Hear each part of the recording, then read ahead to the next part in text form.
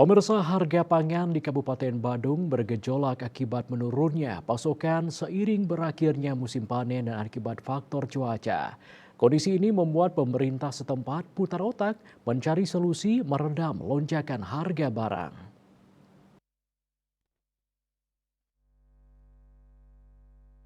Hasil pemantauan ke pasar tradisional, harga pangan yang mengalami lonjakan seperti beras premium 16.000 per kilogram dari harga 15.000 per kilo, minyak goreng curah tanpa merek 15.300 per liter dari 14.400 per liter, minyak goreng kemasan premium 19.000 per liter dari harga 18.750 per liter, daging sapi 115.000 per kilogram dari harga 110.000 per kilogram, cabai merah 75.000 per kilo dari harga 69.000 per kilogram, cabai merah keriting 75.000 per kilo dari harga 62.500 per kilogram, cabai rawit merah 40.000 per kilogram dari harga 37.500 per kilo, dan bawang merah lokal 30.000 per kilo dari harga 32.500 per kilo.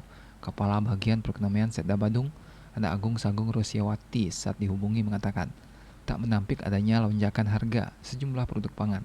Hasil pemantauan ke pasar tradisional, ada beberapa komoditas yang mengalami kenaikan seperti bawang merah, bawang putih, telur ayam beras, tomat, cabai merah besar, beras, dan gula. Ada komoditas yang mengalami penurunan seperti cabai rawit.